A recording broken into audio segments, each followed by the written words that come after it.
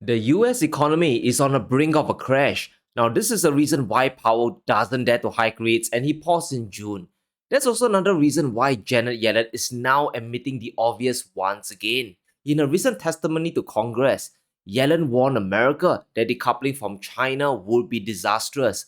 I know we like to criticize Yellen, but she isn't stupid. She knows that pushing China to the edge isn't a smart move, especially at this point in time. So, why is the United States taking a step back from the usual strategy against China? Is it because of Blinken's trip to Beijing to calm relations? Well, that might be a good reason, but it isn't everything. There is a bigger economic reason why America is trying to restore bilateral ties, especially at this point of time.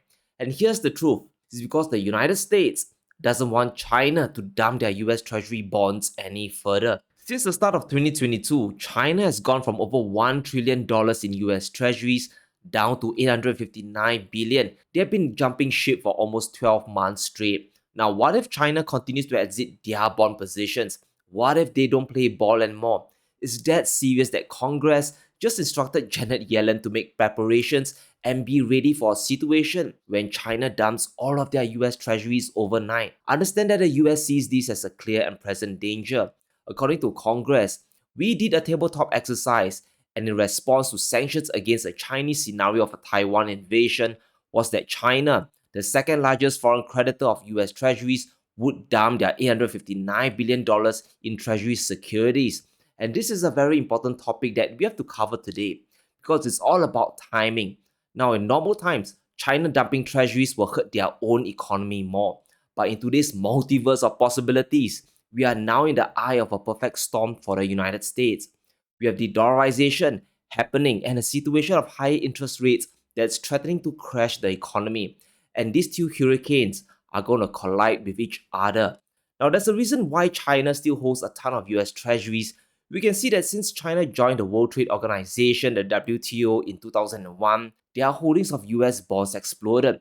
It isn't because they love America, it's a practical reason why Beijing hoarded tons of treasuries. Now, China buys up a ton of US dollars from their local exporters to keep the Chinese yuan suppressed, and they do this to help keep their exports cheap to the world. And because they can't possibly sit in cash, Beijing rolls the money to US Treasury bonds to earn some yield. You must invest it somewhere or lose value to inflation. But that arrangement is starting to unravel. Now, China has been gradually exiting their treasury position, which is freaking out Congress, or they would have never told Yellen to prepare, right? Now, I have to state that in normal times, China selling their entire stockpile of treasury bonds won't have much of an effect. The US treasury market is so deep that there are simply no alternatives in any other bond markets. It is number one by a huge margin. We can see that the US treasury market is well over $25 trillion strong, and that is on par with the entire G7 plus China's own bond markets combined. So if China were to sell their treasury bonds 2 years back or 5 years back, nothing big would happen. It would definitely cause some chaos, but the global market will just absorb the treasuries that China sold. But things are very different now. Because of all the rate hikes and America's insane national debt, the US economy is vulnerable to a Chinese bond dump at this point in time. Now, the Fed has hiked rates from 0 to over 5% in under 12 months. This is an insane rate of increase that is pushing the economy to the brink of collapse. It is not about the shock value of China dumping all their treasuries.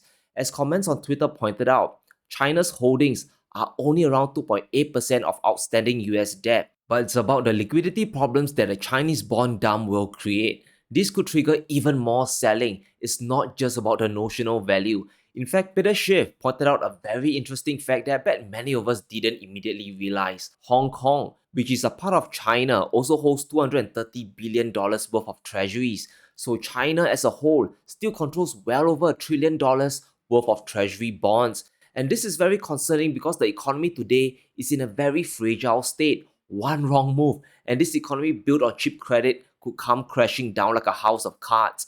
Now, the world economy isn't looking good, we all know that. We have Germany contracting, the EU is in recession, and now New Zealand has joined the club. They have fallen into recession after their central bank hiked rates to a 14-year high. New Zealand essentially hiked itself into recession. And this is what the Federal Reserve is truly afraid of. They are still trying to have their cake and eat it too. Powell is still trying to stick a soft landing while attempting to crush inflation. And there's a reason why he did a rate pause in June instead of hiking rates even further, because inflation is actually still persistently high. We know the CPI in May dropped to 4%. Inflation has gone from a high of 9% last June down to just 4% 12 months later. It does look like mission accomplished, right?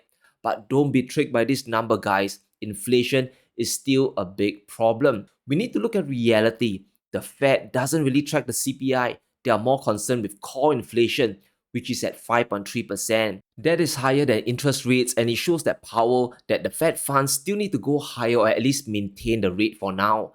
Powell told the world to brace for at least two more rate hikes after the pause. And this is where we need to ask ourselves one question. Why did he even pause? Because he's trying to control the pace of the rate hikes. Powell is still trying to play God. He is using his infinity stone to control the implosion. And this is what he said during the press conference after the pause. We have raised our policy interest rate by 5 percentage points, and we have continued to reduce our security holdings at a brisk pace. We have covered a lot of ground, and the full effects of our tightening has yet to be felt. And let me translate this for you. Powell is afraid of rates going up too high to the point of imploding the real economy.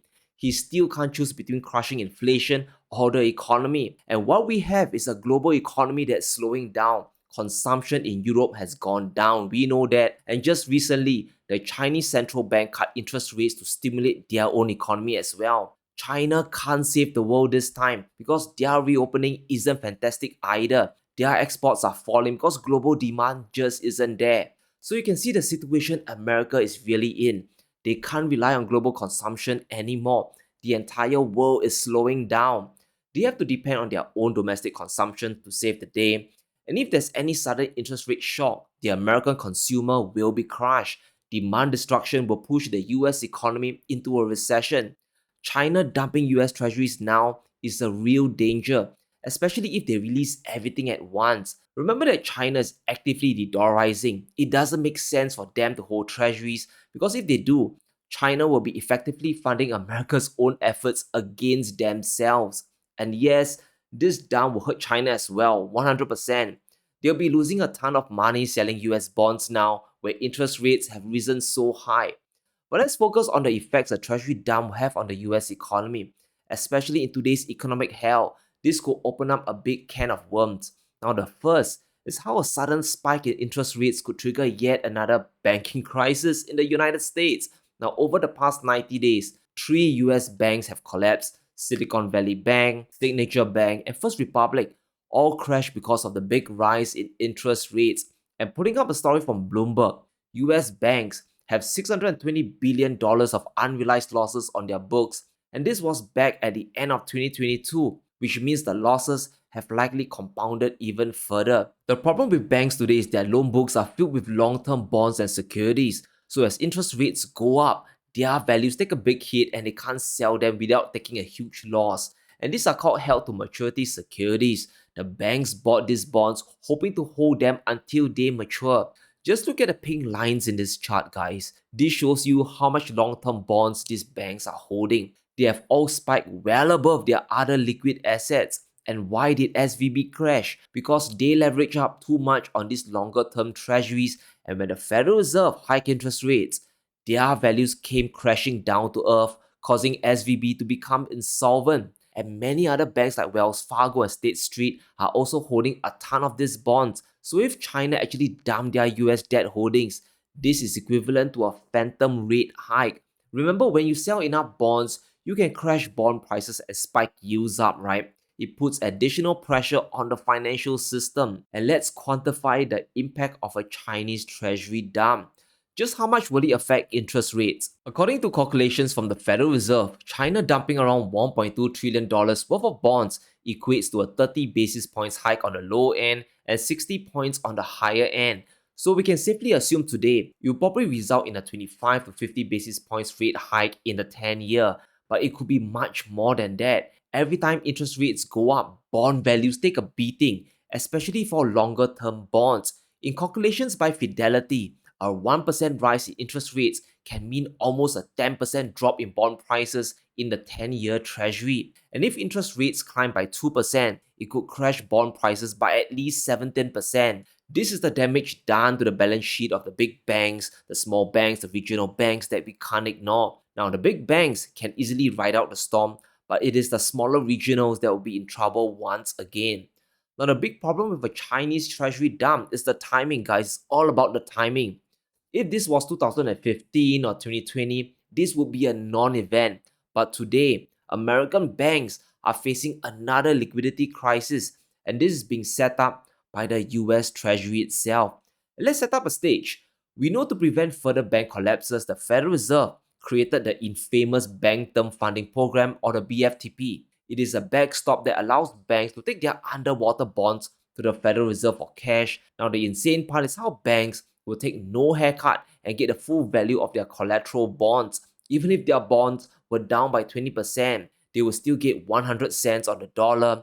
It is what it is, right? So how do we know that banks are still facing a liquidity crisis? It's because the BFTP usage is still at an all-time high. Banks have borrowed well over $101 billion from the Federal Reserve. This is weeks and months well after the regional banking collapse, so the liquidity crisis isn't over yet. And this is where the revenge of the US Treasury comes in. Putting up a story from Bloomberg, $1 trillion Treasury vacuum coming for Wall Street rally. According to JP Morgan, the liquidity problem is going to get worse with another $1 trillion about to exit the system. And this is really bad news because money is already leaving the banks at record rates.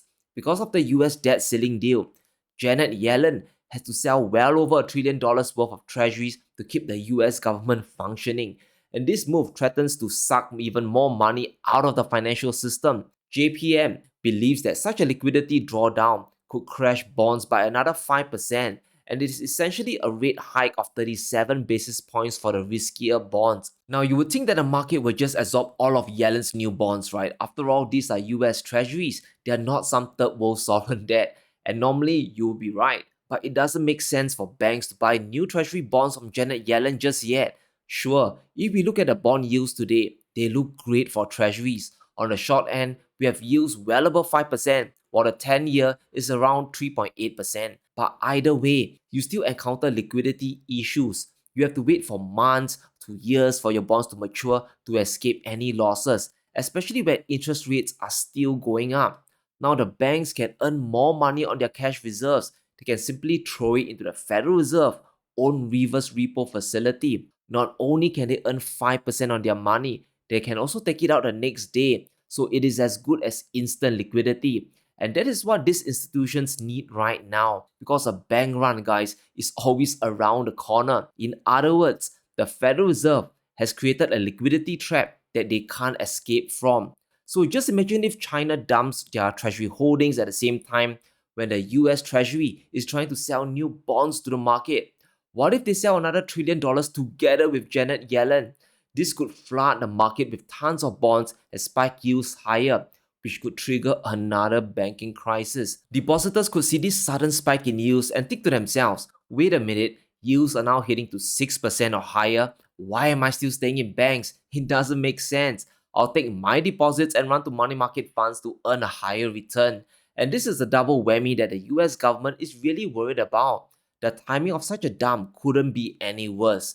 Now, do I think this will likely happen? Not really, because it will take down China as well. Sure, this could crash the US economy to recession, but it will also hurt China's recovery and their own industries. But if push comes to shove, and if things suddenly escalate, we cannot discount this possibility. If a conflict happens where China feels cornered, they could very well dump their bonds in a heartbeat. It's like a financial nuclear option. However, I think the real worry Congress should have is global de-dollarization that is already happening. It is the slow knife that cuts the deepest.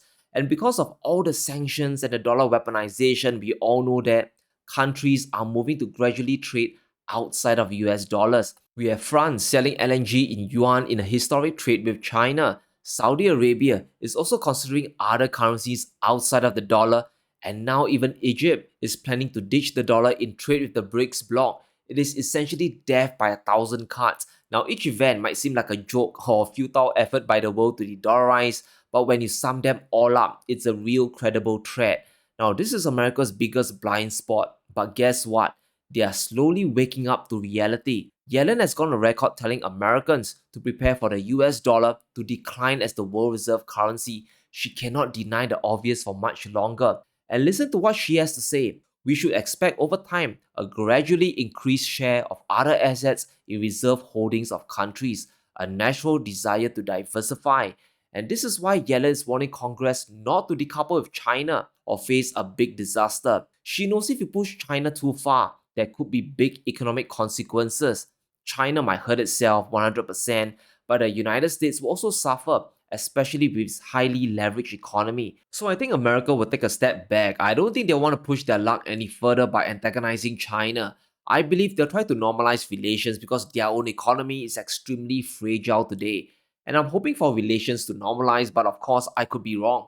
If rates continue to rise, especially from a Chinese Treasury dump, the US national debt will spiral out of control even more. Then we'll face another debt ceiling crisis in 2025, but this time, there'll be no choice but to lower rates, which will unleash the inflation kraken. So let me know what you think in the comments below. Will China really dump all their bonds? Will Blinken's trip to Beijing yield results? Let me know in the comments below. Stay safe. Be sure to smash the like button and subscribe as we navigate through these crazy times.